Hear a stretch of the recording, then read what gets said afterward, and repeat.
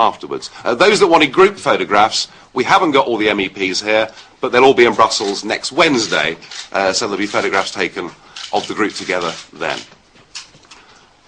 Yes, Andrew. From the Daily Telegraph. Would it be accurate to describe you as the lost Tory tribe? I don't, I mean, 5 years ago, that would predominantly have been true. But I think the big thing we've seen in this particular election is we've seen a lot of old Labour type support coming across to UKIP, and that's been one of the major features of this campaign. It was interesting. There are some political figures that transcend traditional left-right divides, and when Lord Tebbit made the comments that he made, the next day our call centres were inundated with people, with more old Labour people ringing up, saying they agreed with what Lord Tebbit had said, than Tories. So no, I mean, this whole question of whether you want to be an independent, self-governing democracy or not is not a left or right-wing question. And we're often introduced as being a right-wing party, but I don't think we are a right-wing party. I think we're a party that believes in the liberty of the individual far more than any of the parties across the road in Westminster. I utterly reject that UKIP is a right-wing party. We can pick up support from across the entire political spectrum, and I think you'll find at the next general election there'll be a lot more people standing for us that are trade union members and have been Labour Party members than we've ever had before. Have you blown the bank on these elections? Will you have to start fundraising ahead of the next general election? Of course we've blown the bank on these elections. It would be quite ridiculous. It would be quite ridiculous to fight an election and not blow the bank on it. Yeah, I mean, we've thrown the kitchen sink at this. We've given it everything we've got, but we haven't come out of it with any debts at all. And we are going to need to raise money, and fairly quickly, because, of course, there's going to be a by-election in Norwich North. On paper, not perhaps the most promising territory for us, but nonetheless, we'll be in there, we'll be fighting that, we'll be out on the streets within the next couple of days. So yes, we've got to raise money from afresh. But I think having come second in a national election is going to make raising money just that little bit easier.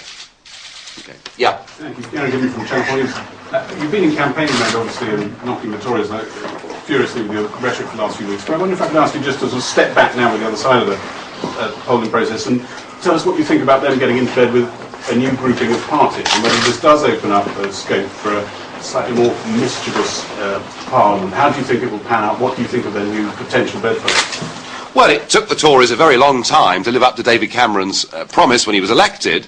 Was something like 3.5 years, in fact, before any action took place at all. I'm still not convinced that this Tory group's going to happen.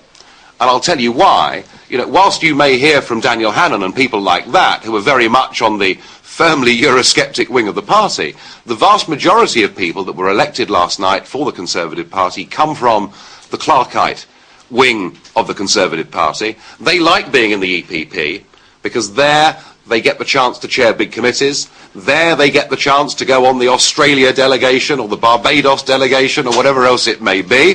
It's a very nice, cosy little number. And also, if you're part of the EPP or the Socialist group, if at some point in future you've suffered the misfortune of losing your seat at a subsequent election, well then the European Commission is always there to find you a job. And this has been going on for many, many years. So I think that they're going to have more problems in forming this group than people realise. It is culturally going to be very difficult for them.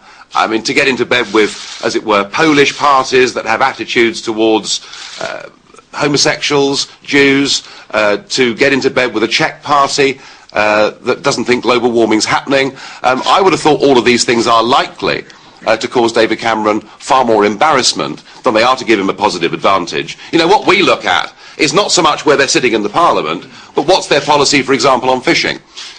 Well, in many, many ways, Cameron has softened the Conservatives' policy on Europe whilst appearing to try and toughen it. I haven't put money on it, but I would not be certain that on July the 14th the Tories will be in a separate group.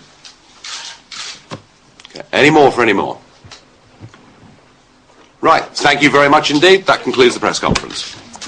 And that concludes the victorious, I suppose you could call them, UKIP press conference. That's their leader, Nigel Farage. He's returning to Parliament, to the European Parliament, as an MEP. He's got a couple of newly elected MEPs beside him there, increased their representation there to 13. And Mr Farage saying there, interestingly, that he believes that UKIP's performance, say 16.6% share of the vote, so it was down to an appetite, a hunger, he went on, for a new kind of politics, he said. To find out more about who we are and what we stand for, go to the UK Independence Party website at www.ukip.org.